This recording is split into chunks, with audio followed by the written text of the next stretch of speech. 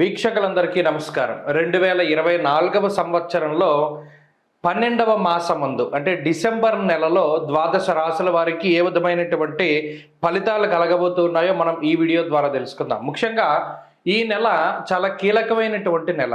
ఈ నెలలో పెద్ద చెప్పుకోదగ్గటువంటి గ్రహ మార్పులేవి కూడా మనకి కనబడడం లేదు. ఒక్క 16వ తారీఖు నాడు మాత్రమే వృశ్చికంలో ఉండేటువంటి రవి ధనురాశిలోకి వెళ్తారు. దీన్నే ధనుర్మాసము అంటారు. అంటే తులా సంక్రమణం చేసేటప్పుడు ఏ విధంగా అయితే మనం గంగా స్నానాదులు లేదా ప్రయాగలో స్నానం ఇవన్నీ కూడా విశేషంగా చెప్పబడ్డాయో, రవి ధనురాశిలోకి సంక్రమణం చేసినటువంటి కాలాన్ని ధనుర్మాసంగా చెప్పారు. ఈ ధనుర్మాసంలో తిరుప్పావై చదువుతారు. విష్ణువుకి అతి ప్రీతికరమైనటువంటి మాసము మార్గశిర మాసము అంటారు. మాసేవ మార్గశీర్షోహం అంటూ ఉన్నది భగవద్గీత. భగవంతుడికి అత్యంత ఇష్టమైనటువంటిది. అలాగే ఈ ధనుర్మాసంలోనే మార్గశిర మాసంలోనే గీతా జయంతి వస్తుంది, ఏకాదశికి పౌర్ణానికి ఏమో దత్త జయంతి వస్తుంది. ఇలా విష్ణుమూర్తికి సంబంధించినటువంటి అవతారాలలో చాలా ముఖ్యమైనటువంటి అవతారాలకి సంబంధించినటువంటి విషయాలతోటి ఈ ధనుర్మాసము లేదా మన డిసెంబర్ నెల అనేటువంటిది ప్రాశస్త్యాన్ని సంపాదించుకున్నది. ఇంకొక ముఖ్యమైన విషయం ఏంటి అంటే, మార్గశిర మాసంలో అనగా ఈ డిసెంబర్ నెల 2వ తారీఖు దగ్గర నుండి ప్రారంభమయ్యేటువంటి మాసంలో మార్గశీర్షే మహద్భయం, ఎటువంటి గృహారంభాలు చేయకూడదు, అంటే శంకుస్థాపనలు చేయకూడదు. గృహ ప్రవేశాలు చేయడానికి కూడా 16వ తారీఖు లోపు మాత్రమే ప్రశస్తమైనటువంటి కాలము. ఎందుకంటే అధమ పక్షంలో, అది కూడా మార్గశిర మాసంలో గృహప్రవేశం అనేటువంటిది కొన్ని గ్రంథాల్లో అధమ పక్షంలో చేయమన్నాడు. అంటే ఇక కాంటబట్టు మనకు అవకాశం లేదు అనుకునేటప్పుడు చేయమన్నాడు. కాబట్టి 16 లోపే గృహప్రవేశాదులు చెయ్యాలి. గృహారంభం అంటే శంకుస్థాపనలు చేయడానికి ఈ మాసం ఎంత మాత్రము కూడా పనికిరాదు. ఉన్న ముహూర్తాలు కూడా అంత గొప్పగా లేవు.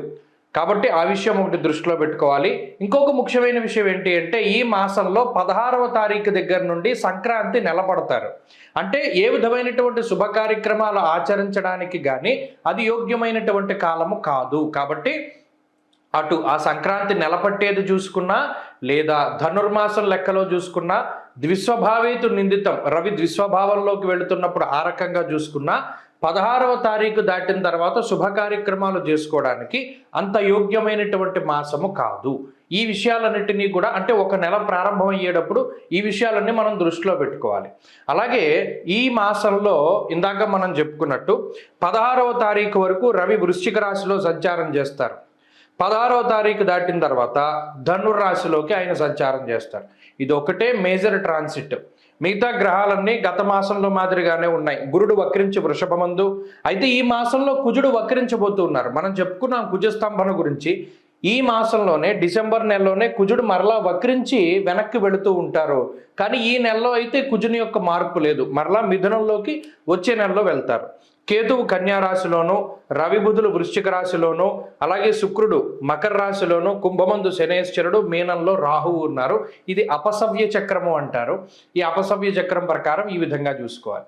మరి ఇలా ఉన్నప్పుడు గ్రహస్థితి మేషాది ద్వాదశ రాశుల వారికి ఈ మాసం ఏ విధమైనటువంటి ఫలితాలు కలగబోతున్నాయో మనం ఇప్పుడు తెలుసుకుందాం.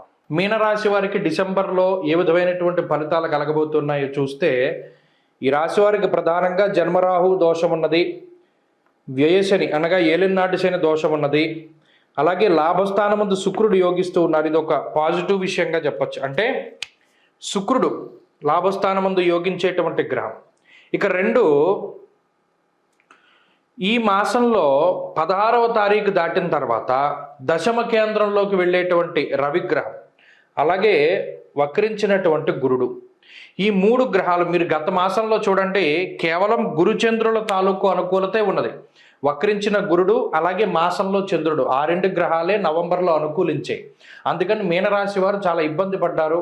ఏదైనా ఒక పని చేయడానికి ఉద్యోగాల్లోనూ వ్యాపారాల్లోనూ ఎక్కువగా శ్రమించి కష్టపడ్డదానికి ఫలితం తక్కువగా తీసుకుని కాలాన్ని అతిక్రమించి భోజనం చేసి విచారే నవమే రవో, ఎంత ఉన్నా కూడా చుట్టూ ఉన్న వాళ్ళు ఆనందంగా ఉన్నా మీరు మాత్రం కొంత ఏదో వేరే లోకంలో ఉండడం, ఏదో ఆలోచిస్తూ ఉండడం, పరాకుగా ఉండడం, విచారంలో ఉండడం, మీకు సంబంధం లేని విషయాలు కూడా మీ మీదకి రావడం, దాని గురించి మీరు మానసిక ఇబ్బందులు పడుతూ ఉండడం, మీకు లెక్కకు మించి ఖర్చు అవుతూ ఉండడం, మీకు సంబంధం లేని విషయాల్లో సైతం డబ్బు మీరు ఖర్చు పెట్టవలసి రావడం, ఇలా అనేక రకాలుగా ఇబ్బందులు పడ్డారు. అయితే లోటు లేకుండా నడుస్తుంది. అంటే ఆర్థిక ఇబ్బందులు ఉండవు, అనారోగ్య సమస్యలు ఉండవు, ఏదైనా కొంత మీ వరకు ఇబ్బంది పడతారు కానీ పైకి తెలియనివ్వనటువంటి పరిస్థితి, ఆ స్వభావం, ఆ రాశి యొక్క స్వభావం అది, ఆ గ్రహస్థితి అది.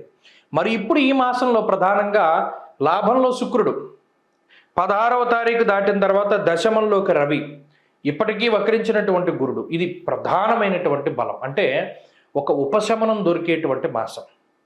ఈ మాసంలో శుక్రుడు లక్ష్మీ సంకేతమైనటువంటి గ్రహం. అంటే నిజానికి చెప్పాలంటే ఆయన లక్ష్మీ స్వరూపుడైనటువంటి గ్రహం. ఆయన లాభంలో ఉండడం అనేటువంటిది ఒక అనుకోనటువంటి ఐశ్వర్యము జీవితంలోకి రాబోతూ ఉన్నది. ఆ ఐశ్వర్య సంకేతమైనటువంటి విషయాలు కూడా ఈ రాశి వారికి కనబడతాయి. ఐశ్వర్యం అంటే డబ్బు ఒకటే కాదు, జీవితంలోకి వచ్చేటువంటి మంచి అని అర్థం. దానివల్ల మీకు మంచి జరుగుతుంది. అది ఒక జీవిత భాగస్వామి రావచ్చు, సంతానం కలగచ్చు, ఒక వస్తువు రావచ్చు, ఒక భూమి రావచ్చు, ఏదైనా రావచ్చు, అది ఐశ్వర్య సంకేతం. అలాగే బయటికి వెళ్ళిపోయేటువంటివి మనకి ఇబ్బందిని కలిగించేవి, అంటే అనారోగ్య సమస్యలు వెళ్ళిపోవచ్చు, ఆర్థిక ఇబ్బందులు వెళ్ళిపోవచ్చు, లేదా ఏదైనా విఘ్నాలు, ఆటంకాలు, తగువులు, ఇబ్బందులు, ఇవన్నీ కూడా బయటికి వెళ్ళిపోవచ్చు. ఇలా లక్ష్మీ స్వరూపుడైనటువంటి శుక్రుడు అనుకూలించడం, ఉత్సాహానికి కారకుడు, ఆత్మకారకుడైనటువంటి రవి యోగించడం, ఇవి రెండు ప్రధానం. 16వ తారీఖు దాటాక మంచి వెసులుబాటు వస్తుంది, వృత్తి ఉద్యోగాల్లో ఎదుగుదల వస్తుంది, మీకంటూ మంచి గుర్తింపు వస్తుంది. అలాగే దశమంలో దిగ్బలయుక్తుడైనటువంటి రవి ఆయన మిత్రక్షేత్రంలో ఉండడం కూడాను అది కొత్త ఉద్యోగాల్ని సూచిస్తూ ఉన్నది. పెద్ద పెద్ద సంస్థలతోటి వాళ్ళతోటి మీరు కలిసి పనిచేసేటువంటి పరిస్థితుల్ని, లేదా పెద్ద పెద్ద సమాజంలో వ్యక్తులతోటి, సంస్థలతోటి, యాజమాన్యాలతోటి కలిసి పనిచేసేటువంటి పరిస్థితిని సూచిస్తూ ఉన్నది. కాబట్టి మీనరాశి వారికి డిసెంబర్ నెల చాలా మంచిది. అందులోనూ మొదటి 16 రోజులు చాలా బాగుంటుంది, దాన్ని మించి మిగతా 15 రోజులు కూడా చాలా బాగుంటుంది. కాబట్టి ఈ మాసంలో ఈ రాశి వారికి చాలా మంచి విషయాలు జరగబోతూ ఉన్నాయి. కొంత నెగిటివిటీ ఉంది, దాన్ని తగ్గించుకోవడానికి ఎక్కువగా ఏం చేయాలి అంటే ఈ నెలలో ఆరుద్ర నక్షత్రం వస్తుంది. ఆ రోజున ఖచ్చితంగా పరమేశ్వరుడికి అభిషేకం చేయించుకోండి. ఒకటి, శుక్లపక్షంలో వచ్చేటువంటి ఏకాదశి రోజున విష్ణు సహస్రనామ స్తోత్ర పారాయణం చేయండి. అలాగే ఈ మాసంలో అష్టమి తిథి దగ్గర నుండి కానీ నవమి తిథి దగ్గర నుండి కానీ మీకు వీలున్నంత వరకు సప్తాహము అంటే 7 రోజుల పాటు పౌర్ణమి, దత్త పౌర్ణమి కాబట్టి పౌర్ణానికి పూర్తయ్యే విధంగా దత్త చరిత్ర పారాయణ చేయండి, గురు చరిత్ర పారాయణ చేయండి. ఈ 3 ఆచరించడం ద్వారా ఈ నెలలోనే కాదు రాబోయే నెలల్లో కూడా అద్భుతమైనటువంటి ఫలితాలని మీనరాశి వారు పొందుతారు. అన్ని విధాలుగా ఈ మాసం బాగుంది, పాజిటివ్గా ఉంటుంది. ఖచ్చితంగా ఫలితాలు మీరు అనుభవిస్తారో. నిజంగా ఈ వీడియో ఫస్ట్ ఎవరైతే మన ఛానల్లో చూస్తున్నారో వారు నిజంగా ఈ మంచి జరిగి మళ్ళీ మాస ఫలితాలు చూసేటువంటి రోజులు వస్తాయి. స్వస్తి.